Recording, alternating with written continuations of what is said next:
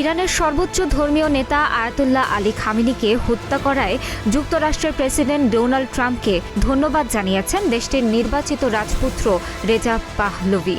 এক সংক্ষিপ্ত সাক্ষাৎকারে আমেরিকান সংবাদ মাধ্যমে ওয়াশিংটন পোস্টকে পাহলভি বলেন, ইরানে অপারেশন এপিক পুরি ঘোষণার মাধ্যমে প্রেসিডেন্ট ট্রাম্প বিশ্বে সন্ত্রাসের সবচেয়ে বড় পৃষ্ঠপোষকের কবর রচনা করেছেন। ওই সময় ইরানের নাগরিকদের রেজিমের সবচেয়ে লম্বা সময়ে ভুক্তভোগী বলে দাবি করেন তিনি। ইরানি নাগরিকদের উদ্দেশ্যে পাহলভি বলেন, স্বাধীনতা এখন আপনাদের হাতে।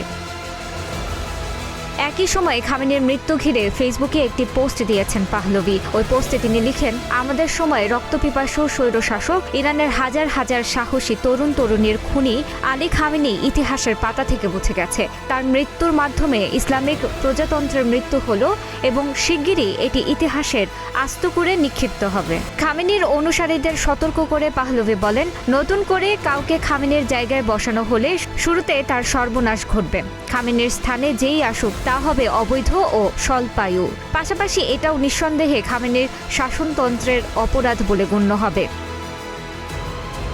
পাহলভি দাবি করেন, খামেনি বিস্তারবাদী, প্রতিবেশীদের অপসারণ, সার্বভৌমত্ব লঙ্ঘন, বিশ্বব্যাপী সংঘাতের ইন্ধন দেওয়ার পাশাপাশি পারমাণবিক অস্ত্র এবং দূরপাল্লার ক্ষেপণাস্ত্র তৈরি করেছিলেন। এর মধ্যে খামেনি ঘরে বসেই সবচেয়ে ঘৃণ্য অপরাধ করেন। তিনি প্রত্যাশা করেন, স্বাধীন ইরান আগের মতো যুক্তরাষ্ট্রের সঙ্গে উষ্ণ বন্ধন বজায় রাখবে।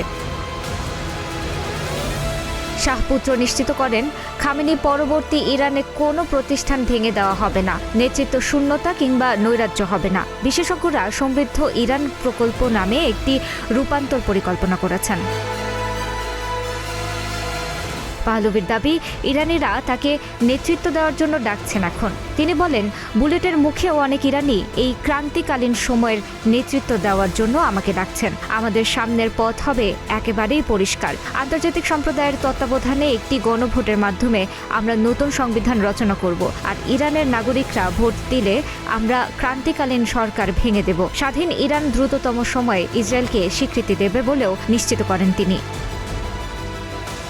রেজা পাহলভি 1979 সালের ইসলামী বিপ্লবে ক্ষমতাচ্যুত শাহ মোহাম্মদ রেজা পাহলভির জ্যেষ্ঠ পুত্র। সে সময় যুক্তরাষ্ট্রে যুদ্ধবিমান চালানোর প্রশিক্ষণ নিচ্ছিলেন তিনি। পরে তার বাবা ক্ষমতাচ্যুত হলে রাষ্ট্রহীন হয়ে পড়েন যুবরাজ রেজা পাহলভি। ক্যান্সার আক্রান্ত হয়ে মিশরে মারা যান শাহ মোহাম্মদ রেজা পাহলভি। পরের কয়েক দশকে আত্মহত্যা করেন তার ছোট দুই ভাই বোন। নানা চড়াই উতরাই পেরিয়ে বেঁচে যান রেজা পাহলভি। বর্তমানে যুক্তরাষ্ট্রের ওয়াশিংটন ডিসির কাছে ছোট্ট একটি শহরে স্ত্রী সন্তান নিয়ে বসবাস করেন তিনি।